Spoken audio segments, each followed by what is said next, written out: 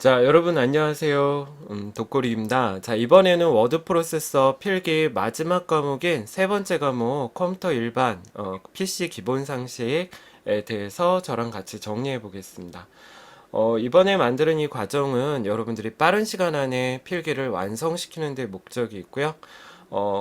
여러분들이 제 족보집과 같이 해주시면 편하게 필기 준비할 수 있으리라 생각됩니다. 구매 같이 부탁드릴게요. 시작해 보겠습니다. 자, 컴퓨터 시스템 개요 한번 볼게요. 자, 이 파트는 여러분들이 컴퓨터의 그 역사라고 보시면 되는데요. 컴퓨터에 누가 만들었는지, 그리고 특징은 무엇인지 개념 정리 부탁드리겠습니다.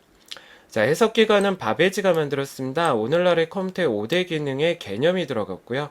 마크힐은 에이컨이 개발했습니다. 최초의 기계식 계산기고요. 그 다음에 이 애니악 한번 체크해 볼게요.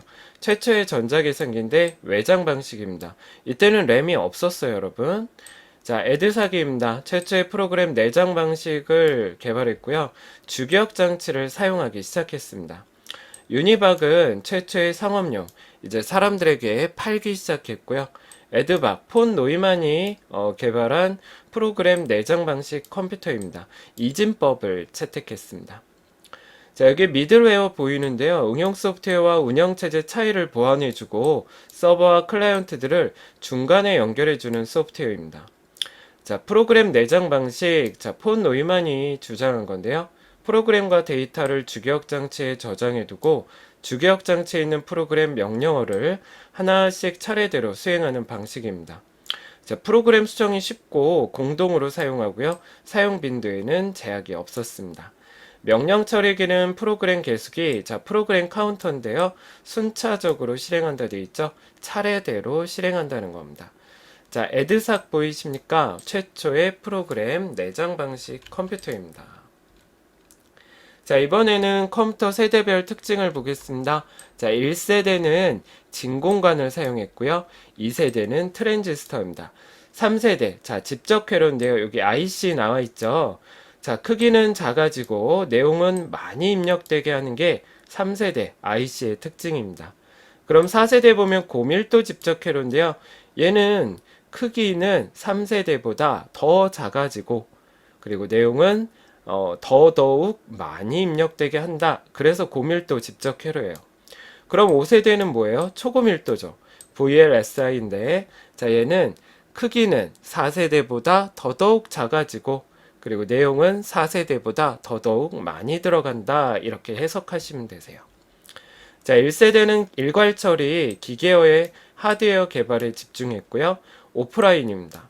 2세대는 실시간으로 바로바로 처리했어요. 고급 언어 중심이었고요. 운영체제가 도입되기 시작했습니다.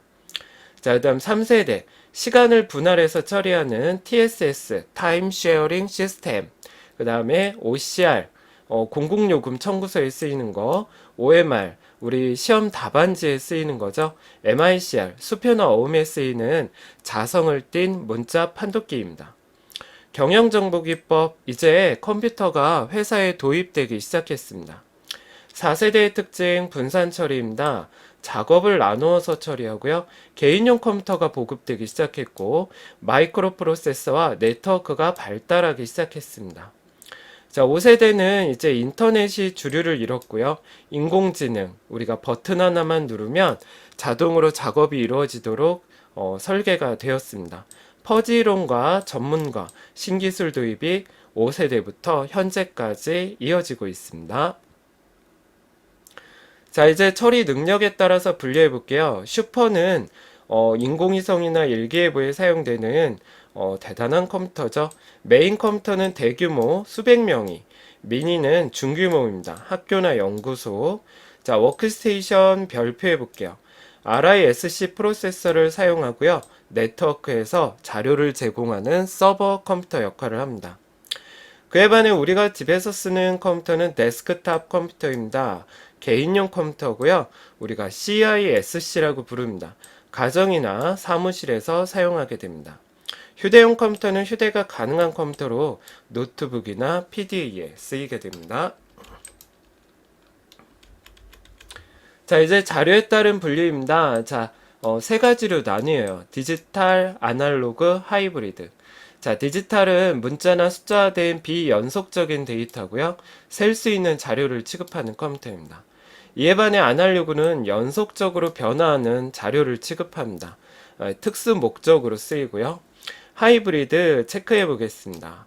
디지털과 아날로그의 장점을 혼합해서 만든 컴퓨터입니다. 자, 자료 구성 단위인데요. 여러분 이거 꼭 외워주셔야 돼요. 컴퓨터 자격증을 준비하시는 분들이라면 이거는 꼭 외워주셔야 됩니다. 자, 0 또는 1을 기억하는 비트, 그 다음에 바이트부터 문자를 표현합니다. 8개의 비트가 보이죠? 그 다음에 문자가 어떤 특정한 단어를 표현합니다. 워드가 생기고요. 그 다음에 이게 특정 항목에 쓰이면 필드라 그러고, 필드가 있으니까 이제 자료가 생기겠죠. 블럭은 레코드들의 모임이고요. 블럭이 모여서 파일이 생성되고, 마지막 자료의 최종 목적인 데이터베이스가 완성이 됩니다. 자, 여러분 여기 비트하고 바이트 사이에 4비트가 있어요. 4비트. 이거를 니블이라고 부릅니다. 니블 알아두세요. 자, 이번에는 디지털과 아날로그의 컴퓨터를 비교를 한번 표로 작성해 봤습니다. 디지털은 아까처럼 입력 자료가 셀 수 있는 숫자 문자고요.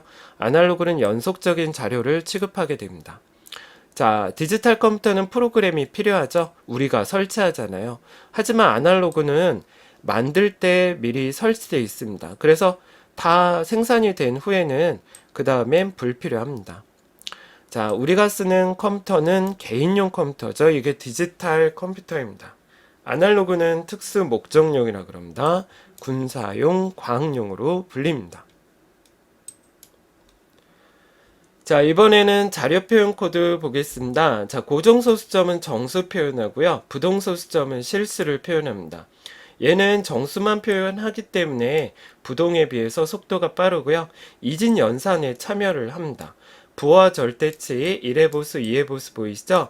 요 세 가지는 음수 표현하는 방법입니다. 음수. 이따가 한번 저랑 해볼게요. 자, 10진에는 팩과 언팩이 있습니다. 자, 부동소수점엔 실수 표현이 있는데 속도가 느리고요. 매우 큰 수나 매우 작은 수를 표현합니다. 자, 이 구성은 맨 앞에 부호가 들어가고요. 1비트. 그 다음 지수부, 가수부가 들어가게 됩니다.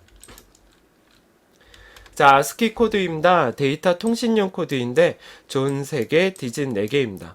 총 7개를 표현해서 2의 7승 총 128개를 표현합니다. XS3 코드입니다. BCD 코드에 3을 더한 코드로서 비가중치 코드라 그러고요. 그레이 코드는 XOR 연산해서 만든 코드입니다. 비가중치 코드입니다. 여러분 이 XOR 코드에서 알아두실 거는 같으면 0이 나오고요. 다르면 1이 나옵니다. 자, FCD 코드, BCD 확장 코드입니다. 존 4개, 디진 4개에서 2의 8승 256개를 표현하고요. 페리티 체크, 자, 에러 검출만 가능하고요. 교정은 못합니다. 기수 체크랑 우수 체크가 있어요. 기수는 1의 개수가 홀수개가 되는지 보는 거고요. 우수는 1의 개수가 짝수개가 되는지 보는 겁니다. 자, 해밍 코드 보겠습니다. 에러 검출 및 교정 가능한 겁니다. 자, 완성형은 정보 교환용이고요. 조합형은 정보 처리용으로 쓰입니다. 자, 유니코드입니다. 1005-1인데 모든 문자를 2바이트로 표현하고요. 국제 표준 코드로 쓰입니다. 자, CRC 체크 우수합니다. PSC, 페리티의 단점을 보완했습니다. MIPS 1초에 100만 개의 명령어를 실행한다는 거예요. 만약에 4MIPS다. 자, 이러면 1초에 400만 개를 수행한다는 거예요. 플롭스 부동소수점 연산에 쓰고요. 여러분 헤르츠는 1초에 한 번 주기예요. 그래서 1kHz다 그러면 1초에 1000번 반복하는 겁니다. 자, 중앙처리장치의 성능에 영향을 미치는 요인 볼게요. 클럭 주파수, 캐시 메모리, 워드 크기, FSB 이렇게 있습니다. 자, 그럼 여러분, 조금 전에 워드에서 살펴본, 1의 보수, 2의 보수, 언팩, 팩, 그 다음에 기수 체크, 우수 체크, 잠깐 제가 설명해 드리고 가볼게요. 자, 여기 한번 보세요. 자, 우리가 13을 표현한다고 할 때 그 이진수로 어떻게 표현되는지 한번 살펴볼게요. 여기 보시면 8421 보이시죠? 요 8421로 13을 표현할 건데 제가 무슨 말씀 드리고 싶냐면 요 네 자리 숫자를 이용해서 13을 표현하는 거를 한번 해볼 거예요. 자, 여러분 생각해 보세요. 요 네 개의 숫자가 이렇게 주어졌는데 여기에서 뭐를 더하면 13이 나오겠습니까? 일단 8 더하고 4 더하고 1 이렇게 세 개 숫자만 더하면 13이 나오겠죠? 그래서 컴퓨터에서 이진법 표현할 때 표현할 수 있는 숫자에다가 1이라고 이렇게 쓰면 이게 13이 되는 겁니다. 자, 그럼 이렇게 표현됐으면 양수는요, 앞에 자리가 다 0으로 표현됩니다. 우리가 보통 숫자를 표현할 때 이렇게 8개 비트로 표현하는 것을 원칙으로 하고 있습니다. 자, 그래서 여기 제가 써놨는데 한번 볼게요. 부와 절대치는요, 이 원래 숫자에서 맨 앞에 비트를 1로 바꿔주면 이렇게 마이너스 13에 대한 부와 절대치를 표현할 수 있어요. 여기에다가 이렇게 쓰면 돼요. 1이라고 쓰고 나머지는 플러스 13에서 나왔던 대로 그대로 이렇게 표현해 주면 돼요. 자, 여러분 요게 부와 절대치가 되는 거예요. 자, 그럼 1의 보수 한번 해볼게요. 1의 보수는 이게 키포인트예요. 1을 0으로 0을 1로 not 회로라고 생각하시면 됩니다. 반대로 바꿔주고요. 자, 그러면 반대로 바꿀 때 이걸 기준으로 바꾸는 거예요. 플러스 13을. 자, 해볼게요. 1111 0010 이렇게 바꾸시면 돼요. 자, 그 다음에 2의 보수인데요. 2의 보수는 1의 보수 결과에다가 1을 더해주면 됩니다. 자, 여러분 여기에다가 1을 더하면 되거든요.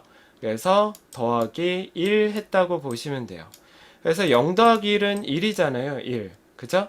그래서 나머지는 그냥 그대로 쓰면 돼요. 요 숫자에다가 1을 더했다고 보시면 돼요. 그래서 1, 1, 0, 0, 1, 1, 1, 1 이렇게 되는 거예요. 그래서 플러스 13에 대한 마이너스 13의 2의 보수는 이렇게 표현이 됩니다. 자, 근데 여러분 요걸 제가 지금 써놨죠. 자, 1 더하기 0은 1이지만 1 더하기 1은 뭐가 되겠냐 이겁니다. 1 더하기 1은 2가 아니라 0이 되고 하나가 올라가는 거예요. 그래서 얘를 1, 0이라고 이렇게 표현합니다. 여러분 꼭 알고 계셔야 돼요. 네, 이렇게 1, 0이 나옵니다. 자, 이제 팩 형식 표현해 보겠습니다. 자, 플러스 718. 자, 양수인데요. 이걸 팩으로 표현할 때 어떻게 표현하는지 한번 보여드릴게요. 자, 그러면 양수일 때는 숫자 뒤에 C가 붙고요. 음수일 땐 D가 붙습니다. 되게 간단해요. 얘 양수니까 718 C가 되는 거예요. C. 이렇게. 자, 그럼 언팩은 뭐냐면요. 이 매 자리마다 F자를 붙이는 게 원칙인데 요 끝에 두 개만 서로 뒤집어서 표현하는 거예요. C, 8 이렇게. 그럼 한번 해볼게요. 자, 각 자리마다 F자를 붙이는 거예요. 그래서 F7, F1, 그 다음에 C8 이렇게 들어가는 거예요. 이렇게 하면 언팩이 됩니다. 자, 이제 기수 체크, 우수 체크 보겠습니다. 기수 체크는 여기 페리티 비트까지 포함해서 1의 개수가 홀수개가 되도록 하는 거고요. 우수 체크는 여기까지 페리티 비트 포함해서 1의 개수가 짝수개가 되도록 하는 거예요. 자, 그래서 여기서 한번 세볼까요? 여기까지, 자, 1의 개수가 지금 몇 개예요? 3개죠. 그럼 여기 0이 들어가야 될까요? 1이 들어가야 될까요? 0이 들어가야지 1의 개수가 여기까지 포함해서 홀수개가 되겠죠? 자, 그럼 여기는 우수 체크인데, 자, 여기 1이 몇 개 있어요? 3개죠. 그러니까 여기까지 포함해서 1의 개수가 짝수개가 돼야 되니까 여기 뭐가 들어가야 돼요, 여러분? 예, 1이 들어가야 됩니다. 자, 여기까지 계산 문제 맞춰보도록 하겠습니다. 자, 이번에는 제어장치 한번 볼게요. 여러분, 이 제어장치 한번 볼까요? 컴퓨터의 모든 동작을 지시하는 장치입니다. 자, 여기 보시면 프로그램 카운터 보이시죠? 아까 설명드렸는데 프로그램 계수기라 부르고요. 앞 글자만 따서 PC라고 불러요. 다음에 실행할 명령어의 번지를 기억합니다. 자, 명령어 레지스터입니다. 인스트럭션 레지스터에서 앞글자만 따서 IR이라고 부르고요. 현재 실행 중인 명령어의 내용을 기억합니다. 자, 디코더는 명령 레지스터에 있는 명령어를 해독하는 회로고요. 자, 10진수로 변환해준다 이렇게 봅니다. 부호기는 인코더입니다. 각 장치로 보낼 제어 신호를 생성하는 거고요. 2진수로 변환해줍니다. 자, MBR은 데이터를 기억하고 MAR은 주소를 기억합니다. 이 MAR에서 A는 어드레스를 뜻해요. 어드레스. 그래서 이 주소를 찾아가고요. 이 B는 버퍼예요. 그래서 MAR로 갔더니 MBR에 있는 내용을 가져올 수가 있는 겁니다. 자, 레지스터 보이시죠? CPU 내부의 임시기억 장소입니다. 속도가 제일 빨라요. 다음 중 속도가 제일 빠른 장치는 만약에 레지스터가 있으면 여러분 레지스터가 답입니다. 자, 이제 연산 장치 한번 볼게요. 가상기는 덧셈이고요. 누상기는 중간 계산 결과 기억합니다. 자, 얘를 연산의 핵심이라 그럽니다. 다른 말로 ACC 이렇게 부릅니다. 보수기는 음수로 변환하는 장치예요. 뺄셈 할 때 쓰는 장치인데요. 자, 상태 레지스터입니다. 연산 중에 여러 가지 상태값을 기억하는 올림수 부호를 저장하는 PSW 이렇게 부르고요. 인덱스 레지스터, 주소 변경, 데이터 레지스터, 연산에 사용될 데이터를 기억하는 레지스터입니다. 자, 이번에는 기억장치 보겠습니다. 롬은 비휘발성 메모리입니다. 입출력 시스템이라 그러고요. 바이오스라 그래요. 자, 그 다음에 자가진단 프로그램이 여기 저장됩니다. 램입니다. 휘발성 메모리고요. 현재 사용 중인 프로그램이나 데이터가 저장되죠. 여러분 D램과 S램을 비교할 줄 아셔야 돼요. D램은 재충전이 필요하고요. S램은 불필요합니다. 속도는 S램이 빨라요. 그리고 용도는 D램은 일반 주기억 장치고 S램은 캐시 메모리로 쓰입니다. 자, 여러분 여기 먼저 볼게요. 캐시 메모리는 CPU가 너무 빠르죠. 아까 레지스터가 너무 빠르다 그랬죠. 그래서 램이 못 쫓아갑니다. 주기억 장치. 그래서 CPU와 주기억 장치의 위치에서 속도를 향상해주는 완충작용 역할을 해줍니다. 그래서 S램이 쓰인다 꼭 알고 계셔야 돼요. 자, 플래시 메모리입니다. 여러분 MP3나 디지털 카메라에 쓰이고요. 전기를 이용합니다. 마스크롬입니다. 제조회사에서 한번 기록하는 거고요. 그 다음에는 수정을 못합니다. 피롬도 처음에는 아무것도 안 들어간 상태인데요. 그래서 출시된 후 사용자가 한번 기록 후 그 다음엔 수정을 못합니다. 이피롬, 이 하나 붙었죠? 이거 햇빛 이용합니다. 자외선 이용합니다. 자, 가상 메모리 한번 살펴볼게요. 보조기억 장치를 주기억 장치처럼 쓰는 가짜 메모리고요. 버퍼 메모리입니다. 속도 차이를 해결하는 데이터를 주고받을 때 속도 차이를 해결하는 임시 기억 공간입니다.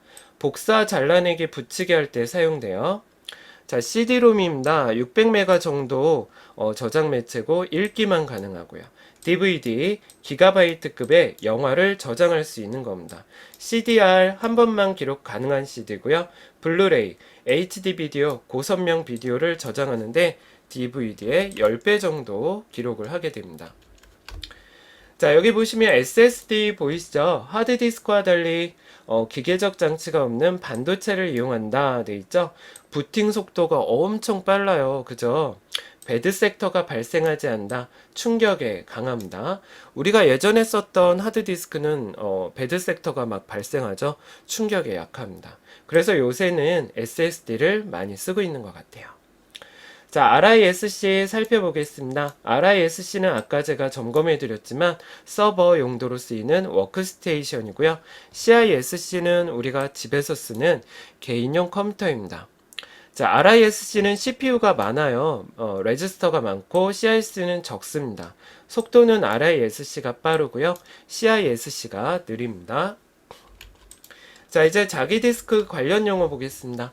트랙은 회전축을 중심으로 데이터가 기록된 동심원을 말해요. 섹터는 트랙을 일정하게 나눈 구간이고요.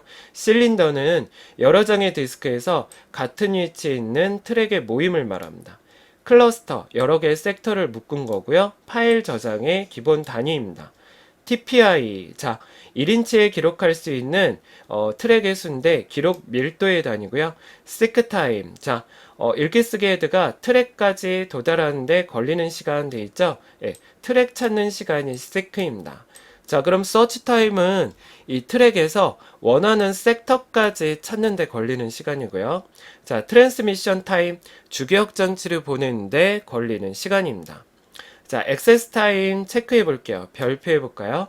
데이터를 읽고 쓰는데 걸리는 시간입니다.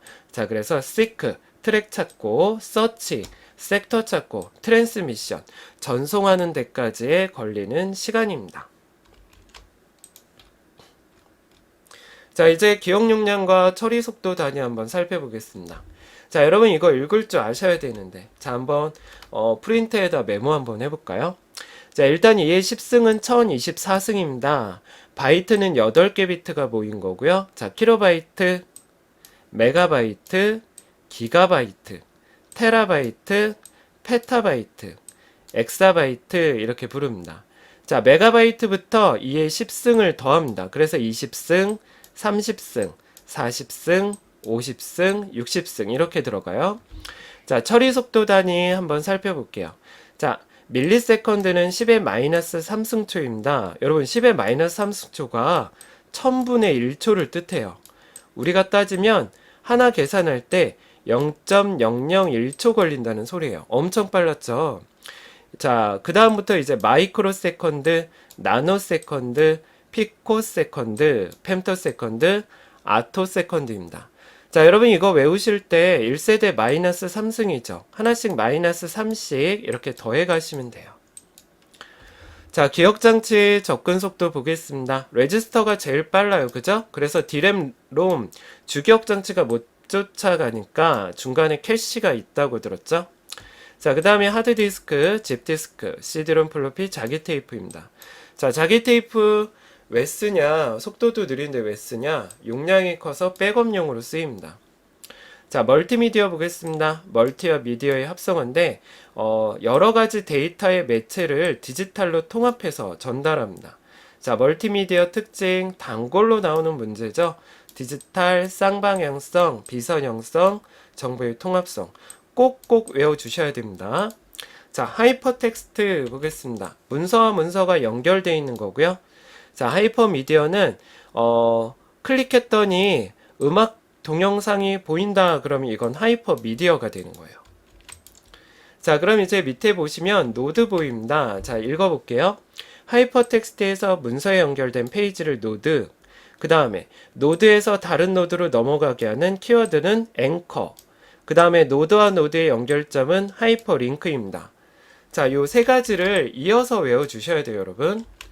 자, 저작 소프트웨어 보겠습니다. 간단한 메뉴 조작만으로도 멀티미디어 자료를 구현할 수 있는 프로그램입니다. 디렉터 툴북, 플래시 등이 있습니다. 자, 사운드 카드 기록 용량인데요. 여러분 이거 외우는 게 아니라 계속 눈여겨보시면 꼭 맞출 수 있습니다. 자, 샘플링 시간, 주파수, 비트수, 채널수, 그리고 나누기 8.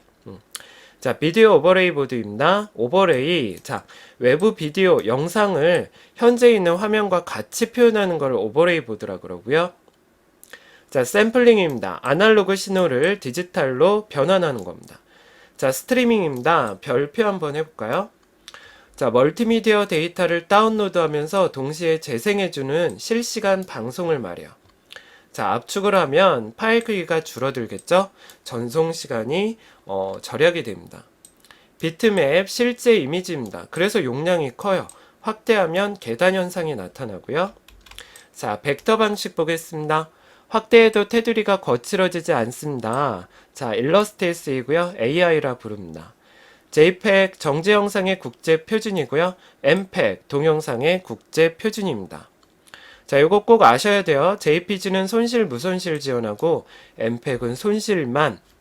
자, GIF입니다. 256 색상이고요. 무손실을 지원합니다. 자, PNG 볼게요. 요새 PNG 많이 씁니다. 여러분 네이버나 다음 그 첫 화면에 영화 같은 거 개봉하면 영상 같은 거 보이는데 그 플래시 파일이잖아요.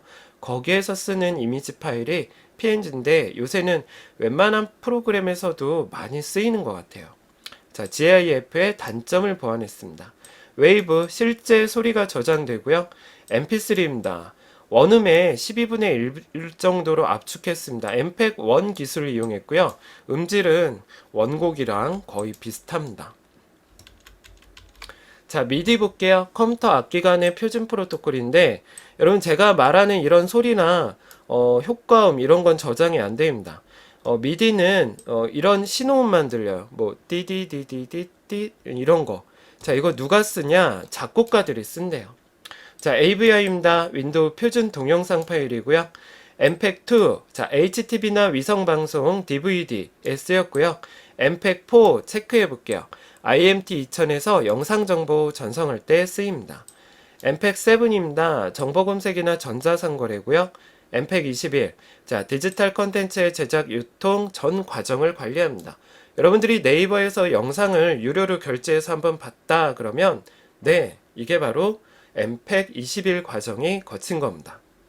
자, 이번에는 VCS 볼게요. VCS는 멀리 떨어진 사람들끼리 모니터를 보면서 화상회의하는 거고요. VOD, 내가 원하는 영상을 언제 어디서나 볼 수 있게 하는 시스템입니다. 요새 케이블 방송 다 이렇게 돼 있죠. 가상현실입니다. 자, VR인데요. 게임, 요새 뭐 게임으로 4차원 게임 많이 나왔죠. 아파트 모델하우스 여기에 쓰입니다. CAI입니다. 컴퓨터를 이용한 수업 방식을 CAI라 그러고요. 팍스, 자, 울릉도나 독도에서 진료 보는 시스템입니다. 원격 진료라고 부릅니다. MOD, 실시간 음원 방송을 뜻하고요. 멜론이나 네이버 뮤직을 뜻합니다. 마임, 멀티미디어 전자우편입니다. 동영상 메일, 음악 메일, 카드 메일에 쓰입니다. 자, 이번에는 정보 전송 방식에 대해서 보겠습니다. 단양은 심플렉스, 반이중은 할프, 전이중은 풀 두플렉스입니다. 단양은요, 우리가 받기만 하는 거고요. 한쪽은 보내주기만 하는 거죠. 라디오나 TV를 뜻하는 거예요. 반이중은 양쪽 모두 다 송수신이 되는데 동시에 불가능하고요. 무전기를 뜻해요. 전이중은 양쪽 모두 동시에 송수신 가능한 겁니다. 전화기를 뜻합니다. 자, 네트워크 운용 방식 보겠습니다. 중앙 집중식은 모든 처리는 중앙이, 입출력은 단말기가 하는 거고요. 클라이언트는 자료를 요청하는 입장, 서버는 자료를 제공하는 입장입니다. 분산 처리 방식이고요. 4세대 방식입니다. 자, 동배관 처리입니다. 요 밑에 써놨는데 포인트 투 포인트 방식입니다. 내가 서버 자료를 제공할 수도 있고 클라이언트 자료를 요청받아 다운받을 수도 있습니다. 자, 이건 자료 양이 많을 때 효과적입니다. 자, 랜 살펴보겠습니다. 거리가 짧은 학교, 연구소나 병원, 구내에서 사용하는 거고요. 밴, 회선을 빌려서 기존 정보에 새로운 가치를 더해 판매하는 통신망입니다. 유료 통신망으로서 쇼핑몰 같이 보시면 되세요. ISDN입니다. 문자, 음성, 동영상 등 다양한 데이터를 통합해서 하나의 회선으로 종합정보 통신망 뜻하는 겁니다. 그럼 BISDN은 뭐냐? ISDN에 광을 결합했어요. 속도가 엄청 빠르겠죠. ATM. 자, 이거는 음성 동화상을 여러 셀이라는 고정된 크기로 작게 나누는 BISDN의 핵심 기술입니다. 그래서 우리가 동영상을 자연스럽게 볼 수 있는 거죠. IMT 2000입니다. 여러분 해외 많이 나가시죠? 한 대 휴대폰으로 전 세계 어디서나 사용하는 규격입니다. ADSL 속도가 다릅니다. 다운로드보다 업로드 속도가 조금 느려요. 근데 요새는 거의 비슷한 것 같아요. 자, 비대칭 디지털 가입자 라인 거로고요. URL, 인터넷에서 주소는 이런 방식으로 써야 된다는 규칙을 설정해 놓은 겁니다. 인터넷 표준 주소 체계를 뜻합니다. 맨 앞에 프로토콜이 들어가고요. 땡땡 슬래시 2개, 그리고 호스트 주소, 포트 번호 앞에 콜론이 붙고요. 경로 앞에 슬러시가 붙습니다. 메일2는 이 땡땡만 들어가요. 그래서 슬러시 2개가 안 들어간다. 외워주셔야 되세요. 자, 통신망의 구성 형태 보겠습니다. 자, 성형인데요. 중앙에서 이렇게 뻗어나가는 거예요, 여러분. 중앙에서 제어가 되고요. 처리 능력과 신뢰성이 좌우될 수 있습니다. 고장 발견이 쉽고요. 유지 보수 확장이 쉽습니다. 자, 이에 반해 링형은 반지 형태죠. 서로 이웃하는 것끼리 하나씩 연결한 건데요. 포인트 투 포인트라 그럽니다. 1대1 구조라고 그러고요. 단말기 추가 제거 그리고 기밀 보호가 어렵습니다. 하나가 고장났다 전체에 영향을 미치게 됩니다. 자, 버스입니다. 버스는 우리 버스 손잡이처럼 생겼죠? 설치가 용이하고 경제적이에요. 컴퓨터 간의 접속은 백본이라는 망으로 이루어집니다. 자, 망형 살펴보겠습니다. 망형은 여기 있는 이 동그라미 있죠? 이거를 모든 선으로 연결을 한 거예요. 그래서 응답 시간이 빨라요. 많은 양의 통신을 필요로 할 때 사용되고요. 필요한 회선수는 2분의 n의 n-1입니다. 뭐 예를 들어서 10개의 회선이 있다. 망형을 할 때 필요한 회선수는 하면은 어떻게 계산해요? 자, 2분의 10 그리고 곱하기 10 빼기 1하니까 9가 되겠죠? 그럼 이건 뭐가 돼요? 90을 2로 나누게 되니까 네, 45개가 필요한 겁니다. 이렇게 계산하시면 돼요. 자, 이번엔 계층형 살펴볼게요. 중앙부터 일정 지역까지는 하나의 회선으로 연결합니다. 부모 자식 관계인데 이거를 트리 구조라고 부릅니다. 자, 이번엔 광 케이블 보겠습니다. 자, 광 케이블의 원리는 클래딩 구조로 이루어졌고요. 코팅되어 있습니다. 대역폭이 넓고 전속률이 뛰어나요. 데이터 손실이 적어요. 리피터 설치 간격이 넓습니다. 그래서 크기가 작고 가볍고 충격이 적습니다. 자, 도청이 어렵고요. 보안과 안정성이 뛰어납니다. 설치 비용은 비싸고 단위 비용은 저렴합니다. 설치 기술은 고도의 기술의 전문가가 설치를 할 수가 있습니다. 자, 이번에 네트워크 관련 용어 보겠습니다.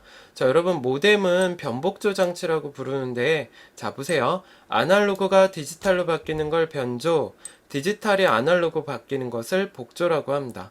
변조 속도는 이거 보라고 읽어요, 여러분. 1초당 신호 변환을 나타내고 상태 변환 수로입니다.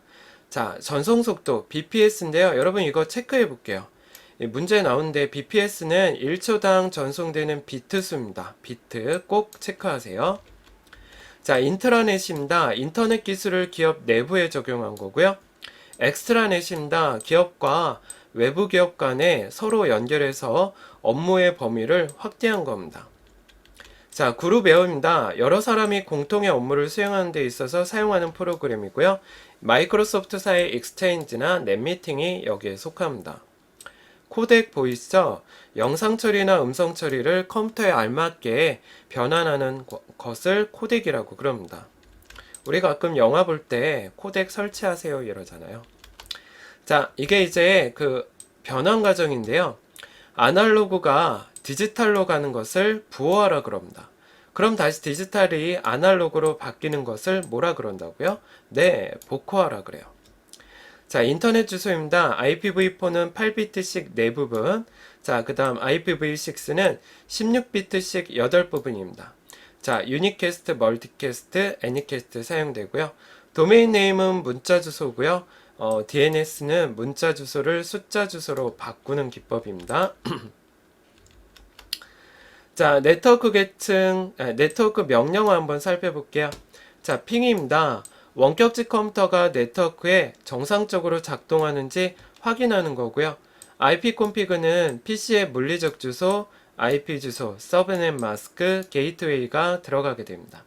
트레이스 RT, 자, IP 주소 이렇게 쓰면요. 상대방 컴퓨터까지의 경로가 추적이 됩니다. 자, OSI 7계층입니다. 여러분 이거 한번 외워주고 가실게요. 자, 1층 물리, 데이터, 네트워크, 전송 세션, 표현 응용입니다.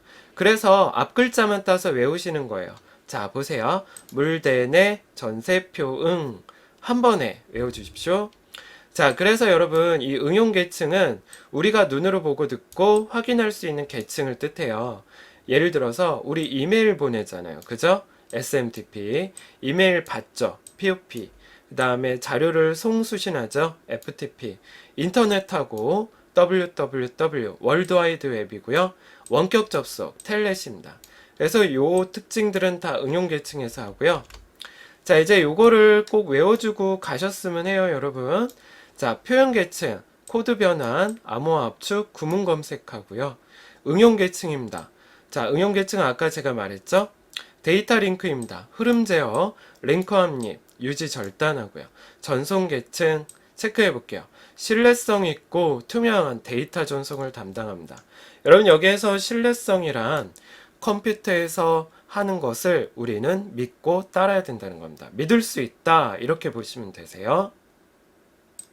자, 이제 프로토콜 살펴보겠습니다. 여러분, 프로토콜 전에도 한번 설명드렸지만 네트워크에서 서로 다른 컴퓨터들 간에 정보 교환을 할 수 있게 해주는 통신 규약을 뜻합니다. 우리가 통신 규칙이라고 부르는 거예요.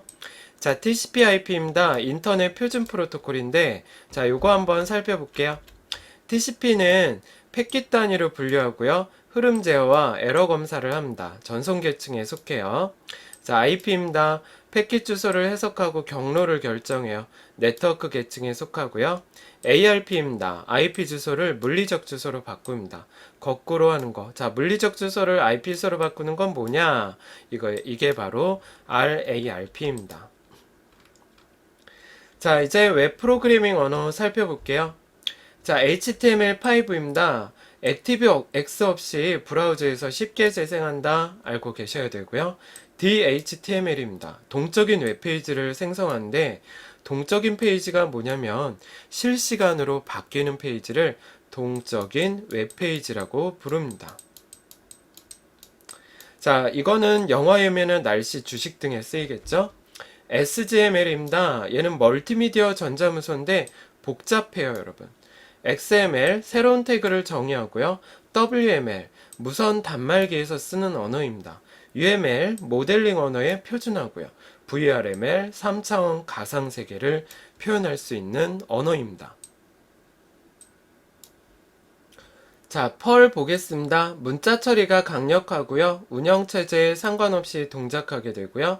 ASP, JSP, 그리고 PHP 요 세 가지 이렇게 알아주셔야 돼요. 서버 측에서 동작하는 거예요. 우리가 집에서 쓰는 컴퓨터는 클라이언트거든요. 그래서 서버상에서 구축할 수 있는 프로그램 개발할 때 요거를 쓴다고 보시면 됩니다. 자바입니다. 자, 네트워크에서 분산 작업이 가능하도록 개발된 언어입니다. 자, 분산 작업 뜻이 뭐예요? 그렇죠. 작업을 나누어서 처리할 수 있게 하는 것을 분산 작업이라고 합니다.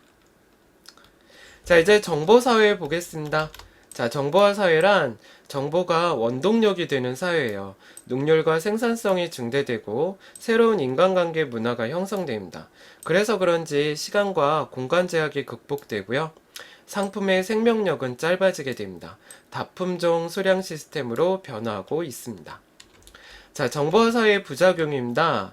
자, 정보의 과다로 인한 혼란이 발생할 수 있고요. 이에 따른 계층 간의 정보 차이가 발생합니다. 자, 정보기술을 이용한 새로운 범죄가 생겨나고요. 비인간화, 현실 도피 현상이 일어나죠. 사회적 혼란을 초래할 수 있고 정보 소외 현상이 이뤄집니다.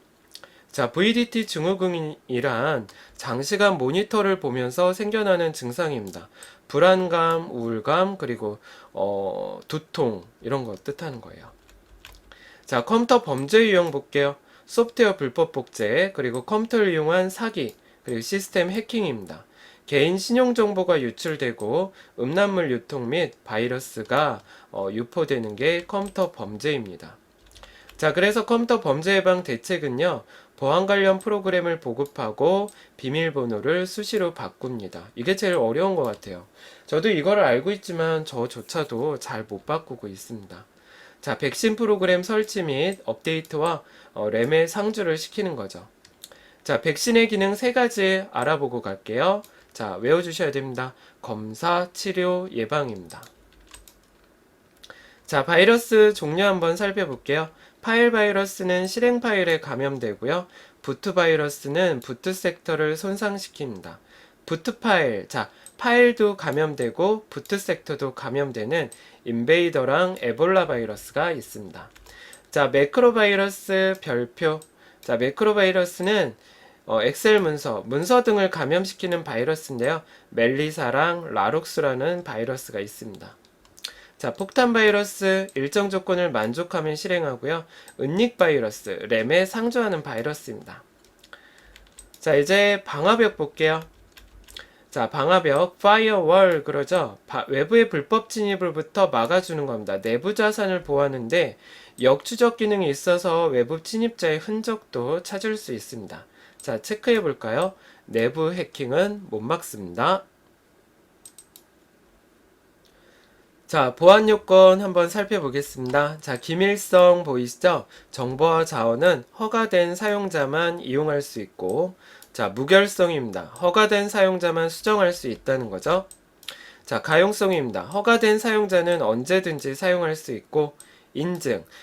이 신원 확인하는 것을 인증이라 그래요. 보통 로그인 과정으로, 로그인 하는 걸로 확인을 할 수가 있죠. 부인 방지입니다. 상대방이 부인할 수 없도록 송수신 사실의 증거를 제공하는 걸 말해요. 자, 암호화입니다. 암호의 뜻 알고 넘어가실게요. 내가 지정한 수신자 이외에는 그 내용 알 수 없도록 변환하는 건데 도청이나 부정 접근 등의 위험을 대비합니다. 자, 여러분 여기 보시면 비밀키랑 공개키 있죠? 요 꼭 외워두셔야 돼요. 서로 반대되는 특징을 많이 가지니까 한번 정리하고 가실게요. 자, 비밀키는 동일합니다. 암호하고 복호하는 게 동일해요. DES라 그러고요. 속도가 빨라요. 같아서. 그리고 알고리즘이 단순하고 크기가 작습니다. 자, 사용자의 증가에 따라 키의 수가 상대적으로 많아지게 됩니다. 공개키 한번 살펴볼게요. 공개키는 서로 달라요. 암호하고 복호하는 게 서로 달라요. 암호할 때는 공개하고 복호할 때는 비밀로 합니다. 얘는 RSA라고 부르고요. 키의 분배가 용이하고 키의 개수가 적습니다. 속도가 느리고요. 알고리즘이 복잡하고 크기가 큽니다. 자, 우리가 아까 신원 확인하는 사용자 인증에 대해서 살펴볼게요. 저희가 로그인 할 때는 아이디와 패스워드 입력하죠. 생체 인식은 인간의 신체 일부를 이용해서 사용자를 인증합니다. 뭐 영화 보면 홍채, 그리고 지문, 뭐 이런 걸로 하죠. IP입니다. 인터넷 개인 식별번호로 주민번호의 유출과 오남용을 막고자 신분을 확인하기 위한 번호예요. 자, 이제 보안 위협 형태 한번 살펴볼게요. 스푸핑, 악의적인 목적으로 웹사이트를 구축해서 정보를 빼내는 거고요. 자, 스파이웨어입니다. 사용자 동의 없이 사용자의 정보를 수집합니다. 디도스, 여러 대의 컴퓨터가 동시에 특정 사이트를 공격하는 거고요. 메모리 해킹, 램에 있는 데이터를 위변조합니다. 백도어, 보안이 제거된 비밀 통로예요. 여기는 보통 시스템 유지보수나 관리자가 들어가게 되는 겁니다. 눈속임, 정상인 것처럼 속임수 쓰는 거고요. 스니핑, 패킷을 엿보면서 아이디와 패스워드를 빼내는 겁니다. 자, 그 다음에 스미싱 한번 살펴볼게요. 문자 메시지와 피싱의 합성어입니다. 여러분 문자 같은 거 잘 보셔야 돼요. 이상한 문자가 와서 뭐 금융정보 확인하세요 그러면 여러분 꼭 열어보지 마시고 그냥 삭제하세요. 이상한 우리가 금융정보에 이상이 있다 그러면 은행에서 직접 연락이 옵니다. 자, 그리고 파밍 볼게요. 허위 사이트로 유도해서 금융정보를 빼내고요. 피싱, 금융기관처럼 가짜 이메일을 보내고 금융정보 빼내는 겁니다. 자, 아웃룩 주요 기능 살펴볼게요. 7비트 ASCII 코드로 이루어져 있고요. 전자우편 프로토콜에 SMTP 이메일 보낼 때, 팝3 이메일 수신할 때, 마임은 멀티미디어 전자우편 사용하는 겁니다. 받는 사람의 여러 주소들은 세미콜론을 이용하고요. 자, 여러분 요거 체크해 볼까요? 참조와 수문 참조의 차이점. 수문 참조에도 우리가 이메일 주소 적으면요. 수신자가 표시되지 않아요. 첨부 볼게요. 파일을 이메일에 함께 보내는 기능을 첨부라 그러고, 회신, 답장을 작성하는 거고요. 전달, 받은 메일 그대로 다른 사람에게 보내는 기능을 말합니다. 자, 정크 메일, 스팸 메일 여부를 판단하는 기능입니다. 자, 이제 여러분 ICT 신기술 관련 용어 한번 볼게요. 자, 여기에서는 이제 신기술에 대한 문제가 나오는데 여러분들이 제가 말씀해 드리는 핵심 용어만 짚고 넘어가면 좋을 것 같아요. 마지막 페이지니까 여러분 힘내서 저랑 같이 달려보겠습니다. 자, 전자우편 이메일이고요. 7비트 ASCII 코드를 써요.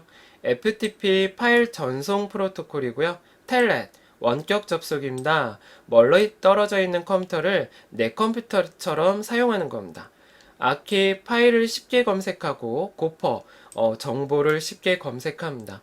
메일링 리스트 줄거볼게요. 자, 정보 교환을 할 수 있게 하는 전자우편 형태의 주소록이고요. 유즈넷 서로의 의견을 주고받을 수 있게 하는 게시판 서비스입니다. 웹 호스팅, 웹서버를 임대하고 자체 도메인 갖게 하는 거고요. 트레이스 RT, 경로 추적하는 겁니다. IRC, 실시간 인터넷 채팅하는 거고요. 웹브라우저는 인터넷을 항해할 수 있게 하는 프로그램입니다. 자, 플러그인입니다. 웹브라우저의 기능을 확장하는 건데 우리가 인터넷을 하면서 음악을 듣거나 영상을 웹페이지에서 재생할 때 쓸 수 있게 하는 그런 프로그램이죠. 자, 캐싱 기능입니다. 자주 사용하는 사이트의 자료를 저장해서 온라인이 아니어도 보이게 하는 거고요. 쿠키. 자, 웹사이트의 접속 정보를 저장하는 해킹의 대상이 될 수 있습니다. 자동 로그인이고요. 북마크 즐겨찾기라 그러고 히스토릭. 자, 우리가 방문한 사이트 주소가 차례대로 저장되는 거예요. 시작 페이지. 웹사이트를 방문할 때 맨 처음 방문하는 사이트입니다. 홈페이지라고 부르고요. 미러 사이트입니다. 동시에 많은 사용자들이 접속할 때 과부하 방지로 만든 복사본 사이트예요. 자, 키워드 검색입니다. 우리가 주요 단어를 입력함으로써 검색 결과를 얻는데 대부분 우리가 쓰는 검색 방법이죠. 자, 주제별은 경제, 문화 이렇게 주제별로 클릭해서 분류에 따라서 검색 결과를 얻고 메타 검색입니다. 다른 검색 엔진의 검색을 의뢰해서 검색 결과를 보여줍니다. 여러 개 검색 엔진을 돌리다 보니까 검색 결과는 느려집니다. 자, 하이브리드 검색 볼게요. 주제별과 키워드의 기능을 결합한 거고요. 클라우딩 별표해 볼까요? 자신이 사용한 만큼 요금을 지불하는 방식입니다. 그리드 컴퓨팅 수많은 컴퓨터를 하나의 고성능 컴퓨터로 사용하고요. 유비쿼터스 언제 어디서나 어떤 것을 통해서도 컴퓨팅이 가능한 환경입니다. RFID입니다. 사물의 전자 태그를 부착해서 주변 상황을 인식하고 테더링, IT 기기를 휴대폰에 연결하게 하는 기입니다. 우리가 핫스팟 같은 거 하죠. 자, SSO 한 번의 로그인으로 여러 사이트에 접속하는데 이게 보안 솔루션의 핵심이에요. 요새 통합 사이트는 다 이메일 주소로 아이디가 생성이 되잖아요. 그죠? 자, RSS입니다. 뉴스나 블로그의 업데이트 정보를 사용자에게 알려주는 서비스이고요. 자, 트랙백입니다. 내 의견을 적을 때 해당 의견에 댓글을 작성하고 다른 사람의 글에 댓글로 보이게 하는 기능입니다. 자, IoT입니다. 자, 세상의 모든 사물을 네트워크로 연결해서 소통하는 거고요. 텔레매틱스 자동차의 정보통신 기술을 융합했습니다. 시멘틱 웹. 자, 컴퓨터가 정보를 이해하고 조작할 수 있는 차세대 지능형 웹입니다. 자, 스마트 그리드 볼게요. 전기를 정보통신망에 접목시켜 에너지 효율을 높인다 돼 있죠. 모바일 오피스, 스마트폰으로 실시간으로 업무를 처리할 수 있습니다. 와이브로 언제 어디서나 그 차로 이동하면서 고속으로 무선 인터넷 접속이 가능한 걸 말하고요. 빅데이터입니다. 자, 여기 별표해 볼까요?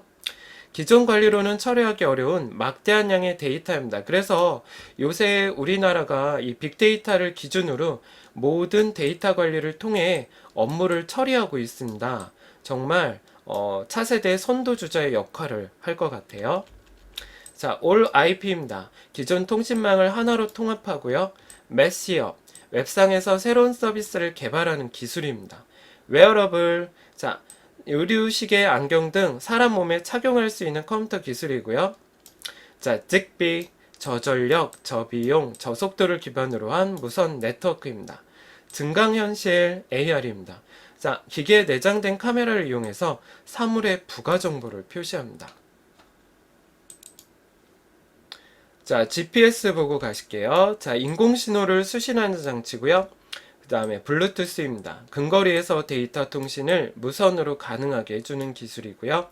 근접 센서, 자, 기기에 다른 물체가 접근했을 때 위치를 알려주는 기술이고요. 조도 센서, 주변의 빛을 자동으로 감지해서 밝기를 조절합니다. 자, 중력 센서예요. 중력이 작용하는 방향을 인식하는 장치고요. 무게중심을 인식하는 데 핵심입니다. 킬 스위치. 자, 분실한 정보기기 내에서 저장된 자료를 원격으로 삭제하는 건데 우리가 자폭이라고 부릅니다. 자, 플로팅 앱, 여러 개의 앱을 한꺼번에 사용할 수 있는 기능입니다. 자, 여러분 이렇게 해서 제가 여러분 세 번째 과목을 정리해 드렸습니다. 여러분 필기는 반복해서 듣는 게 좋고요. 이거 자꾸 외우려고 하시면 안 되고요. 눈으로 계속 보면서 제 강의 여러 번 반복해서 듣는 게 여러분들 필기 합격에 많은 도움이 됐으면 좋겠습니다. 자, 제가 족보집을 어렵게 만들었습니다. 여러분 족보집과 같이 여러분 공부하면 효과는 2배 이상 높아지니까 여러분 족보집과 같이 하면서 제 필기 강의 공부 많이 하셨으면 좋겠어요. 여러분 열공하시고요. 그동안 들어주셔서 정말 감사합니다. 여러분들의 합격을 기원합니다. 고생하셨습니다.